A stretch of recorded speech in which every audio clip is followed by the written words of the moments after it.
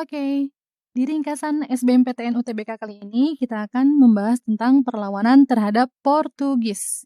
Oke, langsung saja ya. Perlawanan pertama adalah perlawanan Kesultanan Aceh terhadap Portugis. Di sini kakak akan menjelaskan peristiwa per peristiwa secara kronologi sesuai dengan urutan waktu. Oke, konflik antara Portugis dengan Aceh ternyata dimulai pada tahun 1511 ketika Portugis berhasil menguasai wilayah perairan Malaka. Nah, ketika Portugis berhasil menguasai Malaka, banyak kerajaan Islam yang mengalihkan perdagangannya ke wilayah Aceh. Nah, kemudian pada tahun 1523, wilayah Aceh berkembang semakin pesat, dan ini dianggap ancaman oleh bangsa Portugis.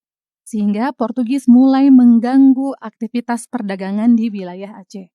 Portugis melancarkan serangan ke Aceh di bawah pimpinan Andre Henriques. Nah, persaingan antara Aceh melawan Portugis ini tidak berhenti di situ saja.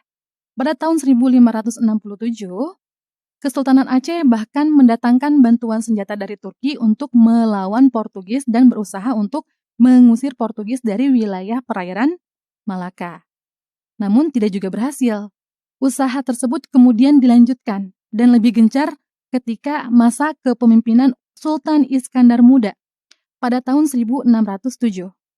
Ketika Sultan Iskandar Muda dilantik sebagai pemimpin Kesultanan Aceh, ia memprioritaskan pengusiran Portugis dari Malaka. Usaha yang pertama kali ia lakukan adalah menyerang sekutu-sekutu Portugis yang ada di wilayah Malaka. Salah satunya adalah Kesultanan Johor pada tahun 1615. Jadi Kesultanan Aceh menyerang Kesultanan Johor yang bekerja sama dengan Portugis. Masih lanjut nih, ternyata sampai tahun 1629, Iskandar Muda masih berusaha untuk mengusir Portugis di wilayah perairan Malaka. Akan tetapi, upaya Iskandar Muda tersebut gagal, ya, karena Portugis tidak berhasil diusir oleh Sultan Iskandar Muda dari perairan Malaka. Salah satu faktornya adalah karena Portugis memiliki persenjataan yang lebih canggih dibandingkan dari Kesultanan Aceh. Oke, dianggap gagal ya, jadi perlawanannya. Nah, beralih perlawanan yang kedua, yaitu perlawanan Kesultanan Demak terhadap Portugis. Nah, sama halnya dengan Aceh, ketika tahun 1511, Portugis menguasai Malaka, Portugis mulai memonopoli perdagangan dan melarang pedagang Islam untuk berdagang di Malaka. Salah satunya adalah Kesultanan Demak. Jadi bukan hanya berdampak kepada Aceh, tetapi juga berdampak kepada Kesultanan Demak yang pada saat itu ada di Pulau Jawa. Ya, meskipun ada di Pulau Jawa, tapi Demak juga melakukan aktivitas perdagangan di wilayah perairan Malaka. Sehingga ketika Portugis menguasai Malaka, itu merupakan sebuah gangguan bagi Kesultanan Demak karena tidak lancar, karena ketika itu Kesultanan Demak tidak bisa leluasa melakukan aktivitas perdagangan di wilayah perairan Malaka. Oke, tahun 1512, Kesultanan Demak menyerang kedudukan Portugis di Malaka di bawah pimpinan Adipati Unus.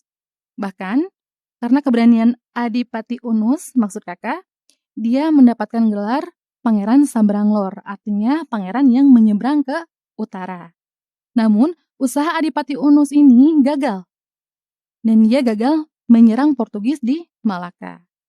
Nah, ternyata Portugis bukan hanya ingin menguasai Malaka, dia pun ingin melancarkan atau memperluas kekuasaannya sampai ke wilayah Sunda Kelapa yang ada di pesisir utara Pulau Jawa. Hal tersebut diketahui oleh Kesultanan Demak. Nah, Kesultanan Demak kemudian mengirimkan pasukan di bawah pimpinan Fathahillah untuk merebut Sunda Kelapa. Nah, berbeda dengan usaha Adipati Unus yang gagal, ternyata Fathahillah berhasil mengalahkan Portugis pada tahun 1526. Dan Portugis berhasil diusir dari perairan Sunda Kelapa. Maksud kakak pelabuhan Sunda Kelapa. Oke, selanjutnya ada perlawanan Kesultanan Ternate terhadap Portugis. Sama halnya dengan dua kesultanan sebelumnya, jadi ketika Portugis datang ke Malaka, menguasai Malaka, dia tidak berpuas diri untuk menguasai Malaka saja. Tapi Portugis juga ingin berusaha memperluas pengaruh perdagangannya hingga sampai ke wilayah Maluku, yaitu tempat di mana ada Kesultanan Ternate. Nah, ternyata keberadaan Portugis di Ternate ini merupakan sebuah ancaman bagi Kesultanan Ternate. Karena di Ternate, Portugis ingin memperkuat dominasi perdagangan rempah-rempah.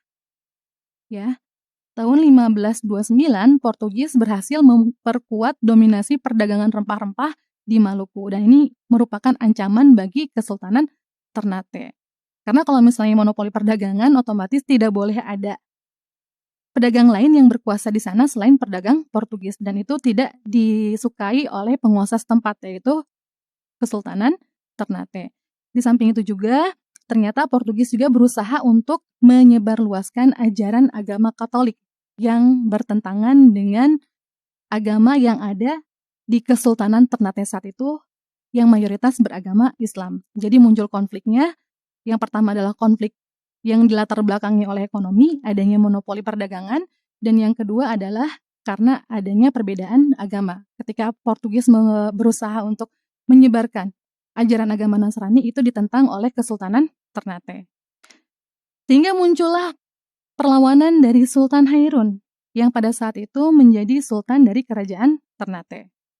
Pada tahun 1565, Sultan Hairun memimpin perlawanan terhadap Portugis di Maluku. Nah, tahun 1570, Portugis berhasil menangkap dan membunuh Sultan Hairun. Tapi caranya sangat licik. Jadi Portugis mengundang Sultan Hairun untuk berdamai ke benteng Sao Paulo. Tapi bukannya diajak berdamai, justru Sultan Hairun malah dibunuh oleh Portugis. Nah, pasca meninggalnya Sultan Hairun pada tahun 1575, perlawanan kemudian dilanjutkan oleh putranya yang bernama Sultan Babullah. Bahkan kerajaan Ternate dan Tidore bersatu untuk melawan Portugis. Sehingga akhirnya, di bawah pimpinan Sultan Babullah, Portugis berhasil dikalahkan dan pergi meninggalkan Maluku.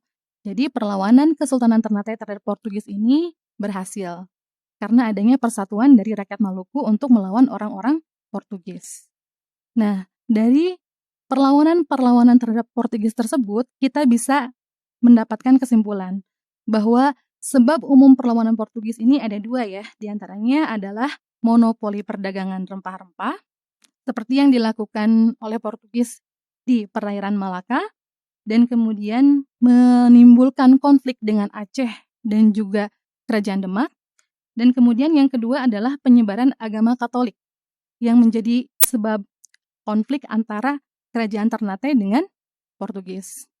Nah, kemudian tadi seperti yang sudah Kakak jelaskan, bahwa kerajaan di Nusantara yang pernah melakukan perlawanan terhadap Portugis ini ada 3 ya. Yang pertama, Kesultanan Aceh, Demak, dan Ternate. Oke, demikian penjelasan ringkasan materi SBMPTN dan UTBK tentang perlawanan terhadap bangsa Portugis.